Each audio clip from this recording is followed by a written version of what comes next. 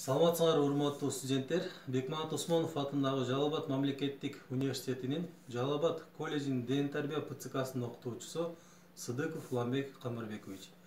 Бүгүнкү биздин ден тарбия сабагына өтүлүүчү темабыз челноктук чуркоо 5-10 деп аталат. Сабагыбыздын максаты челноктук чуркоону студенттер арасында кеңири жайылтуу жана милдети челноктук чуркоонун чуркоо эрежесин үйрөтүү.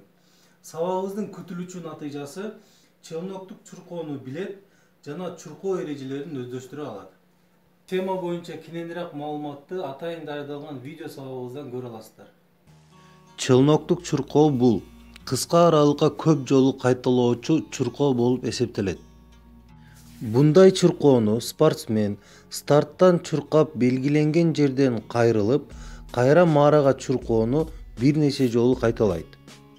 Челноктук чуркоонун максаты берилген аралыкты тез жана болушунча аз убакта чуркап өтүүгө аракет кылуу. Челноктук чуркоо тигүү машинанын ийнеси орусча челнок деп аталат. Кийим тигилип жатканда машинанын ийнеси өйдө ылдый болуп, жипти өткөрүп тигилет. Жасалуучу көнүгүү тигүү машинанын ийнеси аткарган жумуштай эле болгондуктан аны челночный бег, кыргызча айтканда челноктук чуркоо деп аталып калган. Челноктук чуркоо жөнөкөй көнүгүү эмес. Башында тез старттан чыгуу, болушунча белгиленген аралыкты тез басып өтүү керек.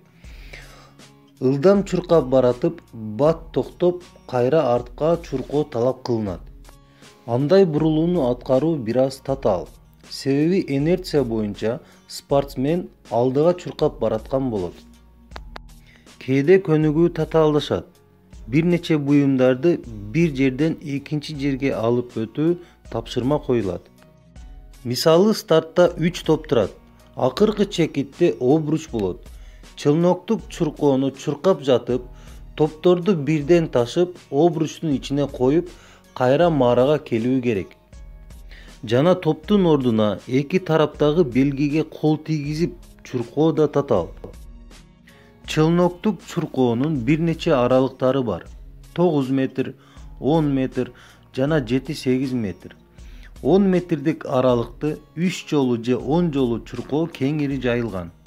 Спорттун бул түрү канча аралыктарга чуркоону жана эмне себептен челноктук чуркоо деп аталып калуусу тууралуу түшүнүк алдык.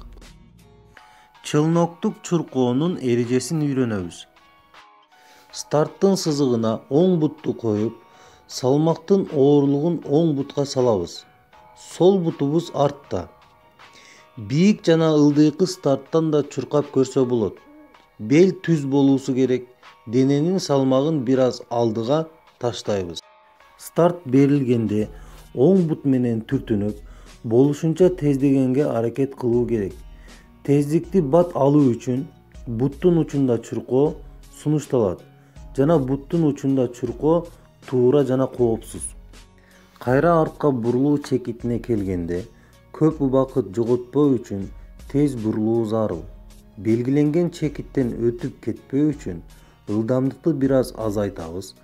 Сол бутту алдыга чыгарып, оң желке менен бурулуп, оң бут менен чуркайбыз.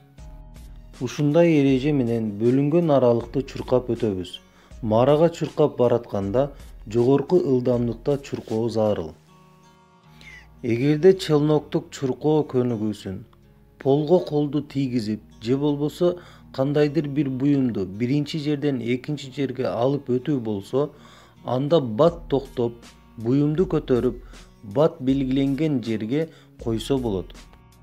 Челноктук чуркоодо ылдамдык менен гана чектелбестен, чуркоо техникасын сапаттуу аткаруу жана өзгөчө тездик менен бурулууларды жасоого маани берилет. Челноктук чуркоодо жай ылдамдыкта машыгуу талап кылынат. Андан соң ылдамдыкты тездетүүгө болот. Эске тутабыз. Биринчи чуркоонун техникасын өздөштүргөндөн кийин тездикти ашырса болот. Челноктук чуркоонун ден соолукка тийгизген таасири. Эгерде чуркоо так жана туура аткарылса, бул чоң дем алуу, кан айлануу системалары бекемделет. Ошондой эле чыдамкайлык жана ылдамдыкты өнүктүрүүгө жардам берет.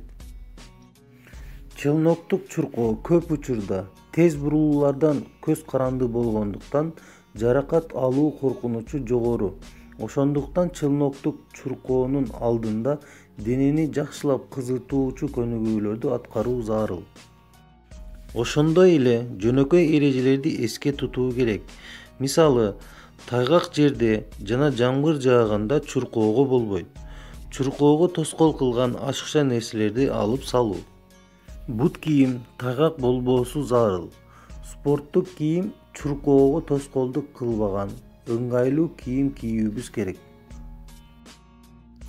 Ушуну менен биздин темабыз аяктады. Эгерде өтүлгөн тема боюнча түшүнбөгөн суроолор болсо, анда АВМге же болбосо WhatsApp группага жазсаңар болот. Саламатта калгыла.